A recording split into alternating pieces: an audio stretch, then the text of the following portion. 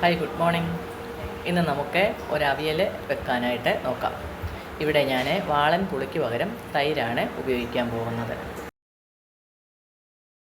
ഇത്ര സാധനങ്ങളാണ് ഞാനിവിടെ അവിയൽ ഉണ്ടാക്കാനായിട്ട് എടുത്തിരിക്കുന്നത്.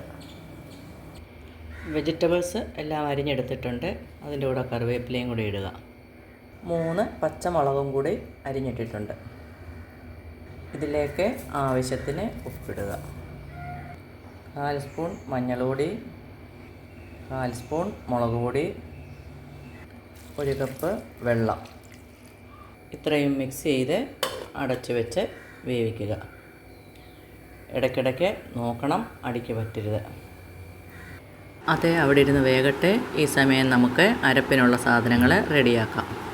അരയ്ക്കാൻ എടുത്തിരിക്കുന്ന സാധനങ്ങളാണ് കുറച്ച് ചുമന്നുള്ളി കുറച്ച് ഏറെയുണ്ട്. അതുപോലെ തന്നെ 1 മുറി തേങ്ങ, 2 പച്ചമുളക്, കുറച്ച് ജീരകപ്പൊടി, ജീരകമായാലും മതി, ഞാനിവിടെ പൊടിച്ച് വെക്കാറുണ്ട്. അരയ്ക്കുക എന്ന് പറഞ്ഞാൽ ഓവറായിട്ട് വെള്ളമൊഴിച്ച് അരച്ചെടുക്കുകയല്ല, ഇതുപോലെ ചതച്ചെടുക്കുകയാണ്. സാധനങ്ങളെല്ലാം വെന്ത് വരുന്നുണ്ട്. ഇവിടെ വേവ് കൂടിയ സാധനങ്ങൾ തീരെ കനം കുറച്ച് വേണം അരിയാനായിട്ട്. വേവ് കുറഞ്ഞത് ഇച്ചിരി വലിപ്പം കൂടിയാലും വേവ് കൂടിയത് തീരെ കനം കുറച്ച് വേണം. ഒരുവിധം നന്നായി വെന്തിട്ടുണ്ട്. അതിലേക്ക് അരച്ച് വെച്ച സാധനങ്ങൾ ഇടുക. അരപ്പൊന്ന് വേകാനായിട്ട് 1 മിനിറ്റ് അടച്ച് വെക്കുക.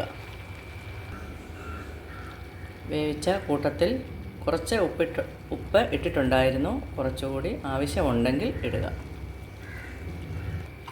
ഈ സമയമൊക്കെ നമ്മൾ ലോ ഫ്ലെയിമിലാണ് വെക്കേണ്ടത്. അവിയലിന് അത്യാവശ്യമായ ഒരു ഘടകമാണ് പുളി.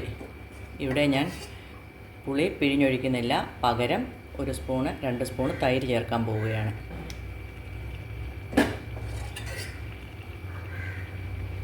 തൈര് ചേർത്തതിന് ശേഷം തീയെ ഓഫാക്കുക.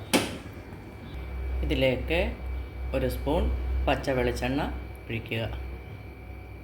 വെളിച്ചെണ്ണ 1.5 സ്പൂൺ വേണമെങ്കിലും ഒഴിക്കാം, 1.5-2 സ്പൂൺ വേണമെങ്കിലും ഒഴിക്കാം.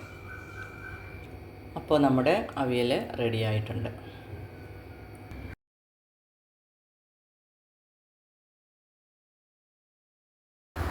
വെജിറ്റബിൾസൊക്കെ വാങ്ങിയാൽ അത് കഴുകി വേണം ഫ്രിഡ്ജിലോട്ട് വെക്കാൻ. എങ്ങനെ കഴുകണമെന്ന് ചോദിച്ചാൽ 1 സ്പൂണോ 2 സ്പൂണോ വിനാഗിരി ഒരു പാത്രത്തിൽ ഒഴിച്ചിട്ട് അതിൽ വെള്ളം ഒഴിച്ച് ഈ വെജിറ്റബിൾസ് അരമണിക്കൂർ നേരം മുക്കി വെക്കണം. മുക്കി വെച്ച് കഴിഞ്ഞാൽ ഇതിലുള്ള കെമിക്കൽസ് എല്ലാം പോകും. അതുപോലെ തന്നെ ബാക്ടീരിയ ഉണ്ടെങ്കിലോ അണുക്കളുണ്ടെങ്കിലോ ഒക്കെ പോകും. Okay, bye bye.